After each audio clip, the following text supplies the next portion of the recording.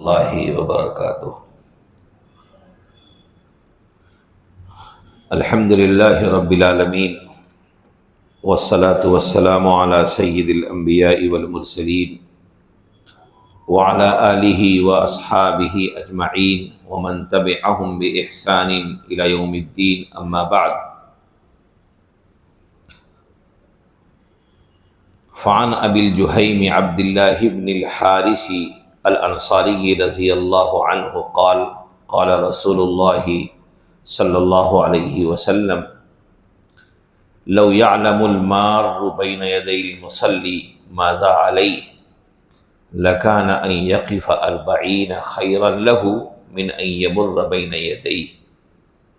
قال الراوی لا ادری قال 40 یوما او 40 شہرا او 40 سنہ، متفق علیہ۔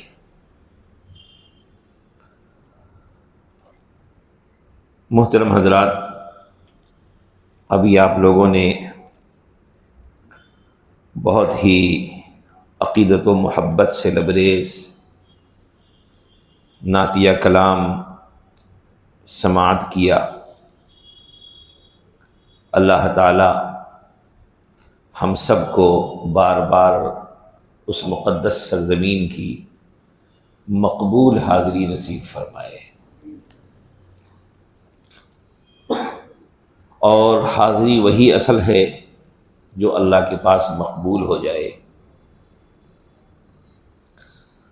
ہم لوگوں نے گرچہ کہ عہد رسالت کو نہیں پایا ہے، لیکن نبی اکرم صلی اللہ علیہ وسلم کی وہ حدیث ہم سب کے لیے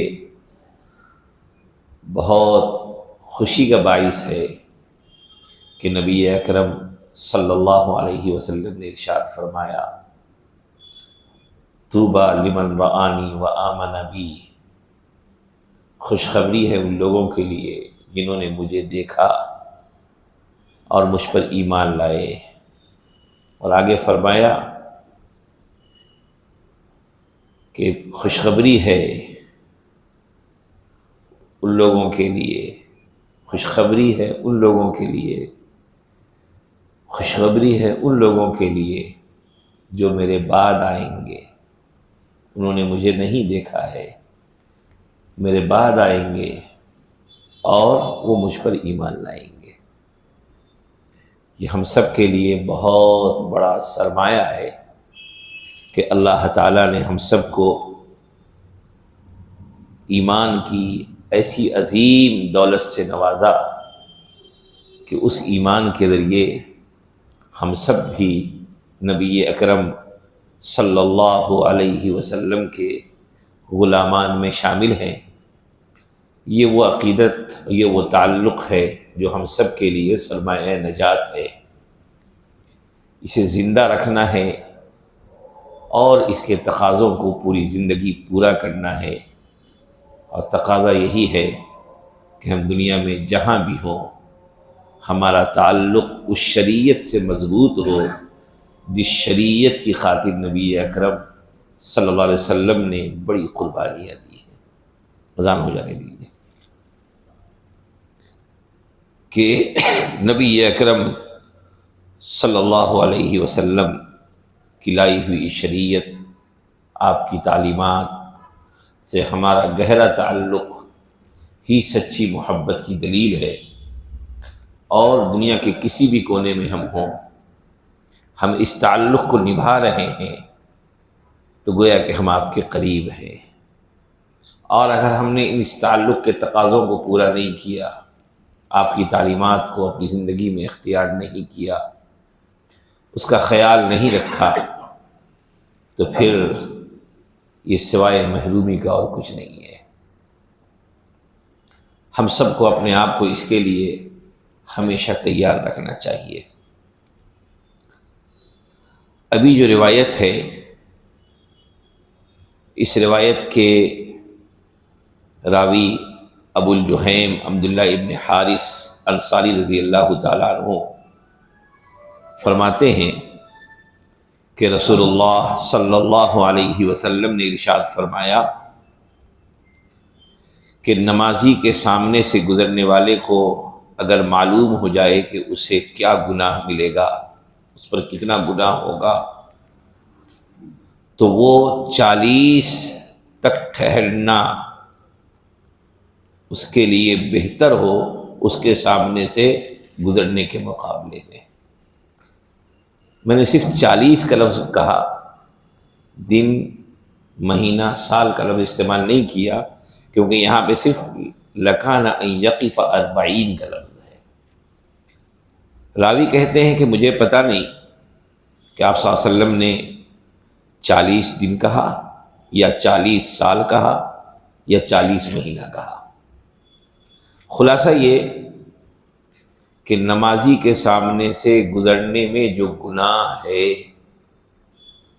اور یہ عمل اللہ کو جتنا ناپسندیدہ ہے، اگر اس گزرنے والے کو معلوم ہو جائے تو وہ لمبی مدت تک، یعنی 40 دن یا 40 مہینہ یا 40 سال ٹھہرنے کو گوارا کرے، اس کی نظر میں وہ بہتر ہو، لیکن گزرنے کو گوارا نہ کرے۔ ایک روایت حضرت ابو ہریرہ رضی اللہ تعالیٰ عنہ سے مروی ہے، اس میں یہ ہے کہ وہ 100 سال وہاں ٹھہرنے کو گوارا کرے، لیکن نمازی کے سامنے سے گزرنے کو گوارا نہ کرے، جتنا گناہ ہے۔ اس کا تقاضا یہ ہے کہ اس گناہ سے بچنے کا ہمارے درمیان خاص اہتمام ہونا چاہیے کہ کسی بھی صورت میں نمازی کے سامنے سے ہم نہ گزریں۔ جہاں آج کل بے شمار مسائل میں بے توجہی بڑھتی جا رہی ہے، رفتہ رفتہ اس میں بھی لوگوں میں بڑی بے توجہی ہوتی جا رہی ہے کہ اس گناہ کو اب گناہ سمجھنے کا احساس دن بدن کم ہوتا جا رہا ہے۔ بتائیے نبی اکرم صلی اللہ علیہ وسلم کس اہتمام سے کہہ رہے ہیں کہ وہ لمبی مدت تک ٹھہرنے کو گوارا کرے، لیکن اس کے سامنے سے گزرنے کو گوارا نہ کرے، اتنا گناہ ہے۔ اس لیے ہم سب کو اس بات کا خیال رکھنا چاہیے کہ ہم کبھی بھی کسی نمازی کے سامنے سے نہ گزریں۔ تھوڑا انتظار کر لیں گے، تھوڑا رک جائیں گے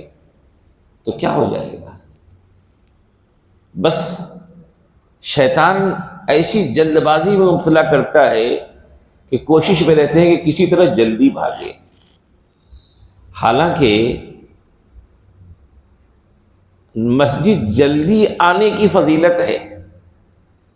اور مسجد سے جانے میں دیر کرنا افضل عمل ہے،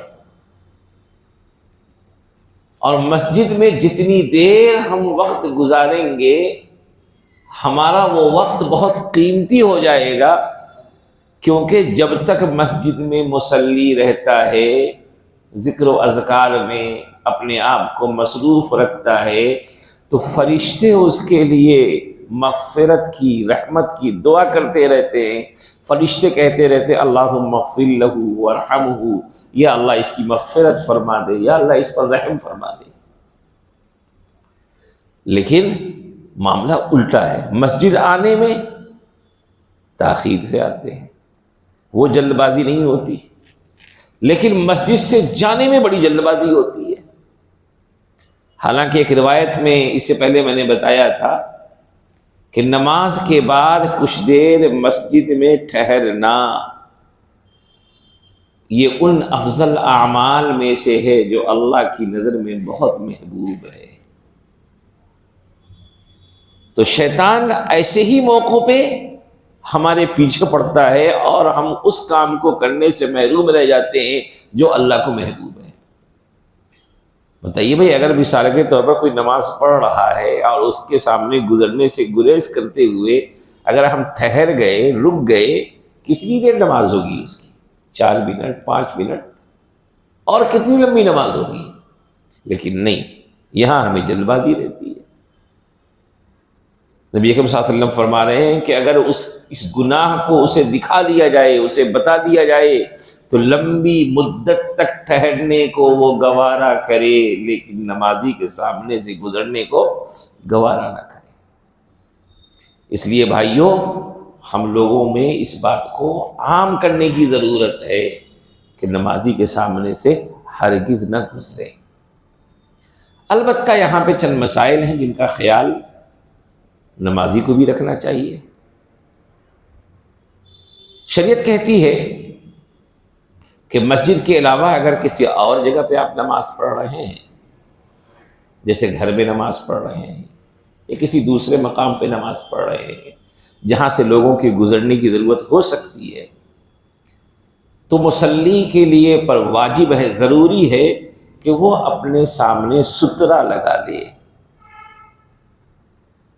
یعنی کوئی ایسی چیز جو ایک ہاتھ کے بقدر، یعنی 2 بالشت کے بقدر لمبی ہو اور اس کی موٹائی کم سے کم 1 انگلی کے بقدر ہو، کم سے کم ایسی کوئی چیز اپنے سامنے رکھ لے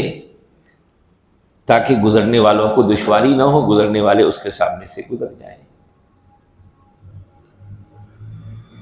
یہ تو مصلی کی ذمہ داری ہے۔ لیکن اگر کوئی شخص نماز پڑھ رہا ہے تو اب گزرنے والے کی ذمہ داری ہے کہ اگر سترہ اسے رکھ رکھا ہے تو ٹھیک ہے، آپ سترے کے آگے سے گزر جائیے، لیکن سترہ نہیں رکھا ہے تو پھر آپ اس کے سامنے سے گزرنے سے گریز کریں۔ اس سلسلے میں فقہ نے لکھا ہے کہ مساجد میں نمازی کے سامنے سے گزرنے کی اجازت کن صورتوں میں ہوتی ہے اور کن صورتوں میں نہیں ہوتی ہے، اس میں تھوڑی سی تفصیل ہے۔ فقہ نے لکھا ہے کہ مسجدیں 2 طرح کی ہوتی ہیں، کچھ مسجدیں چھوٹی ہوتی ہیں، کچھ مسجدیں بڑی ہوتی ہیں۔ اب چھوٹی اور بڑی مسجدوں کے درمیان امتیاز کی شکل فقہ نے لکھی ہے کہ 60 بائی 60 فٹ کی اگر مسجد ہے یا اس سے بڑی مسجد ہے، یعنی 3600 مربع فٹ کی مسجد ہے تو اسے بڑی مسجد کے زمرے میں رکھا جائے گا، اور جو مسجدیں اس سے چھوٹی ہیں، 60 بائی 60 نہیں ہے، 3600 مربع فٹ نہیں ہیں، تو ان کو فقہا نے چھوٹی مسجد کے زمرے میں رکھا ہے۔ اب لکھا ہے کہ چھوٹی مسجدوں میں نمازی کے سامنے سے تو کہیں سے بھی گزرنے کی اجازت نہیں ہے اگر سترہ نہیں ہے اس کے سامنے تو، اور سترہ وغیرہ کا حکم مسجد کے بجائے مسجد کے علاوہ کہیں نماز پڑھ رہے ہیں، صحرا میں نماز پڑھ رہے ہیں یا گھر میں کہیں کسی جگہ نماز پڑھ رہے ہیں اور وہاں سے لوگوں کو گزرنے کا امکان ہے تو وہاں اس کا حکم ہے۔ اب مسجد میں تو عام طور پہ لوگ سنتیں پڑھ رہے ہیں تو ہر آدمی اپنے سامنے سترہ لگائے گا تو مسجد کی جگہ ہی تنگ ہو جائے گی۔ تو اب کہا کہ مسجد اگر چھوٹی مسجد کے زمرے میں ہے تب تو اس کے سامنے سے کہیں سے بھی نہیں گزر سکتے، لیکن اگر مسجد بڑی مسجد کے زمرے میں آتی، جو میں نے بتایا اس کا ایک فرق، تو پھر بڑی مسجدوں میں نمازی کے آگے 3 صفوں کو چھوڑ کے گزر سکتے ہیں۔ یعنی یوں سمجھیے کہ ایک 12 فٹ پیچھے کوئی نماز پڑھ رہا ہے تو اس کے آگے 12 فٹ کی جگہ کے قریب چھوڑ دے، 3 صفوں کی جگہ کے قریب چھوڑ دے، اس کے آگے سے اگر نہیں بھی ہو تو گزر سکتے ہیں، کوئی گناہ نہیں ہوگا۔ لیکن اس سے کم کے فاصلے پر گزرنا اس کی اجازت نہیں ہے، الا یہ کہ اگر کسی وجہ سے گزرنا ضروری ہی ہو جائے، ایسی صورت ہو کہ بھائی نمازی کوئی نماز پڑھ رہا ہے، کسی کو جانے کی جلدی ہے، ضروری ہے، تو فقہ نے کہا ہے کہ ایسے موقع پہ کوئی ایسی تدبیر اختیار کرو کہ نمازی کے سامنے سے گزرنے کے وبال سے تم بچ سکو۔ اس کے لیے فقہ نے بتایا کہ کوئی چیز اگر ہے تو وہ اس کے سامنے رکھ کر کے سترہ بنا دو، پھر گزر جاؤ۔ کچھ نہ ہو تو رومال وغیرہ ہو تو اس کو لٹکا دو سترے کے طور پہ، اس کے ادھر سے گزر جاؤ۔ یا کوئی آدمی اس کے سامنے جا کے ٹھہر جائے اور بقیہ لوگ اس کے سامنے سے گزر جائیں۔ اسی لیے فقہ نے لکھا ہے کہ اگر چند لوگ، جیسے بعض لوگ نماز پڑھ رہے ہیں بالکل مسجد کے گیٹ کے سامنے آ کے نماز پڑھ رہے ہیں، اب لوگوں کو نکلنا ہے، دشواری ہو رہی ہے، ضروری ہے نکلنا، تو ایک آدمی اگر ان کے سامنے آ کے ٹھہر گیا تو یہ ٹھہرنا جائز ہے، اور بقیہ لوگ ان کے سامنے سے گزر جائیں، اس کی اجازت ہے۔ ایسے ہی فقہ نے لکھا ہے کہ مثال کے طور پر دو آدمی ہیں، دونوں کو گزرنا ہے، تو ایک آدمی پہلے آ کے ٹھہر جائے سامنے، دوسرا گزر جائے، اور اس کے بعد وہ سامنے آ کے ٹھہر جائے، وہ وہاں سے گزر جائے۔ تو یہ شرعی احکام ہیں، ان کی رعایت کر کے ہم اپنے آپ کو گناہ سے بچا سکتے ہیں۔ ان تدبیروں کو اختیار کر کے گناہوں سے بچنے کی کوشش ہم کر سکتے ہیں، لیکن ان مسائل سے بالکل بے فکر ہو کر کے نمازی کے سامنے سے گزر جانا یہ بالکل ہی درست نہیں ہے۔ ہاں، نمازیوں کو بھی اس بات کا خیال رکھنا چاہیے کہ ہماری وجہ سے دوسرے لوگ گنہگار نہ ہوں، بلکہ بعض صورتیں تو ایسی ہے کہ ان صورتوں میں گزرنے والے کے بجائے خود نمازی گنہگار ہو جاتا ہے۔ مثلا فقہ نے لکھا ہے کہ آپ مسجد میں آئے ایسے وقت میں کہ آپ نے دیکھا کہ بھئی جماعت شروع ہونے والی ہے، تو اب آپ سنتوں میں مصروف نہ ہو بلکہ جماعت کے شروع ہونے کا انتظار کر لیں۔ لیکن آپ نے جماعت نفل پڑھنا شروع کر دیا، وہ بھی ایسی جگہ شروع کر دیا کہ وہاں صفوں کو مکمل کرنے کے لیے وہاں سے گزرنا ضروری ہے۔ اب صف کو مکمل کرنے کے لیے انسان وہاں سے گزرے بغیر صف میں شامل نہیں ہو سکتا ہے۔ مسجد کے گیٹ کے سامنے آپ آ کر کے سنت پڑھنا شروع کر دیا آپ نے، تو اب یہاں پہ صف میں شامل ہونے کے لیے گزرنے کی اجازت ہے، کیونکہ غلطی ان کی ہے، ان کو یا تو اس وقت سنت شروع نہیں کرنی چاہیے تھی، یا کہیں سائڈ میں کسی ستون کے پچھلے حصے میں شروع کرنی چاہیے تھی۔ بے وقت آ کر کے انہوں نے بے جگہ نماز شروع کر دی، تو کہا کہ ان کے سامنے سے آپ گزر سکتے ہیں، کیونکہ انہوں نے خود سب سے پہلے اپنی ذمہ داری کو پوری نہیں کی ہے۔ تو یہ بہت ہی اہم حکم ہے، لیکن آج کل اس سلسلے میں بڑی بے احتیاطی ہو رہی ہے۔ خاص طور پہ آپ حج عمرے کو جائیں، وہاں تو ایسا لگتا ہے کہ اس مسئلے کو لوگوں نے بلا ہی دیا ہے۔ نماز پڑھ رہے ہو، سامنے سے گزرنے والا سوچتا ہی نہیں، بغیر کسی غور و فکر کے گزر جاتا، اور دوسری طرف جہاں سے لوگ گزر رہے ہوں وہاں نماز کی نیت نہیں باندھنی چاہیے۔ اب لوگ طواف کر رہے ہیں، لوگوں کے ذہنوں میں ایک بات یہ ہے کہ مقام ابراہیم کے پیچھے نماز ادا کرنی ہے۔ ایک زمانہ تھا کہ مقام ابراہیم کا پچھلا حصہ اور اس کے پاس نماز پڑھنا آسان تھا، ممکن تھا، لیکن آج کے دور میں مقام ابراہیم کے پاس نماز پڑھنا دشوار نہیں بلکہ خطرناک ہو چکا ہے۔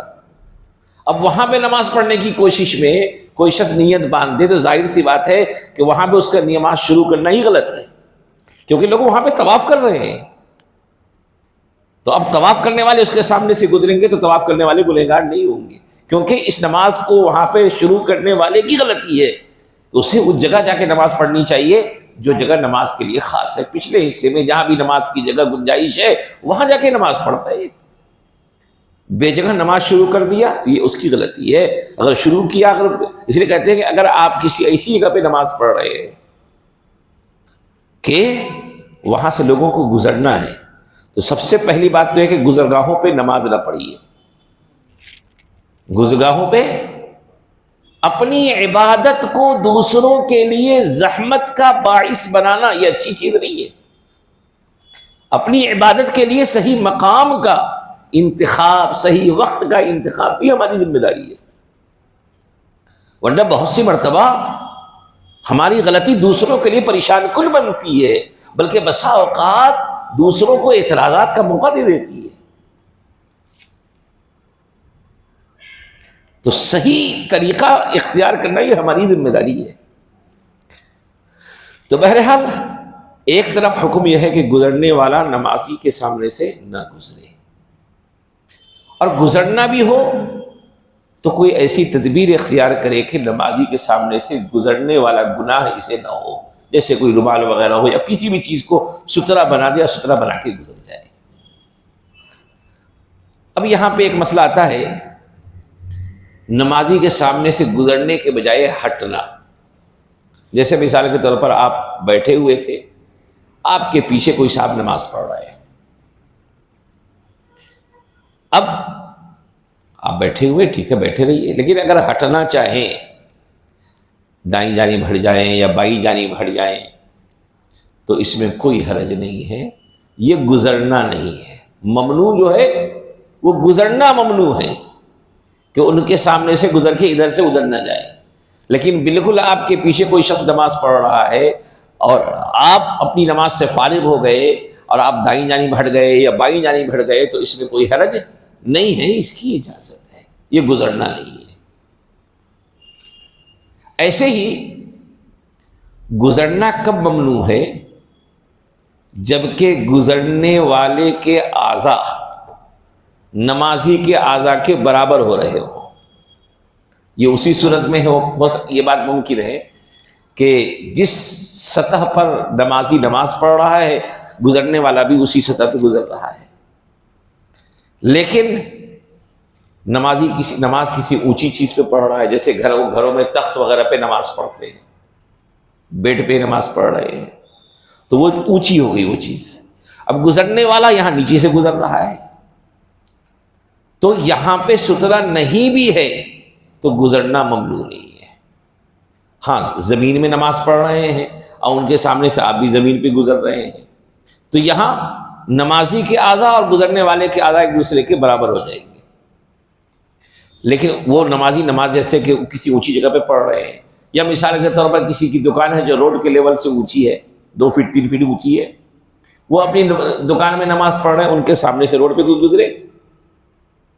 تو اس طرح کی گزرنا ممنوع نہیں ہے، یہ اجازت ہے۔ تو یہ مسائل اس لیے ہیں کہ ہمیں ان مسائل کا خیال رکھنا ہے اور سترا اپنانے کا بھی خیال رکھنا ہے، اور اگر کسی نے سترے کے بغیر نماز شروع کر دی ہے تو اس کے سامنے گزرنے سے ہمیں بھی گریز کرنا ہے، کیونکہ ہمارے آقا حضرت محمد مصطفیٰ صلی اللہ علیہ وسلم فرماتے ہیں کہ گزرنے والے کو جو گناہ ہے اگر معلوم ہو جائے کہ کتنا بڑا گناہ ہے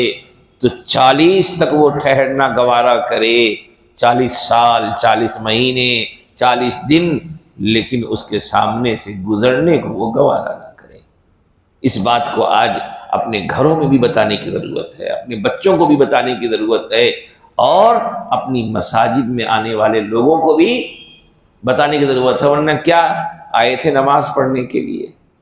تھوڑی سی جلد بازی میں مسجد سے جا رہے ہیں تو گناہ لے کے جا رہے ہیں، کیا جلد بازی ہے یہ؟ اس لیے ان گناہوں سے خاص اہتمام کے ساتھ ہم سب کو بچنا ہے۔ اللہ سے دعا ہے کہ اللہ تعالی ہم تمام لوگوں کو صحیح فکر عمل کی توفیق نصیب فرمائے۔ وآخر دعوانا ان الحمدللہ۔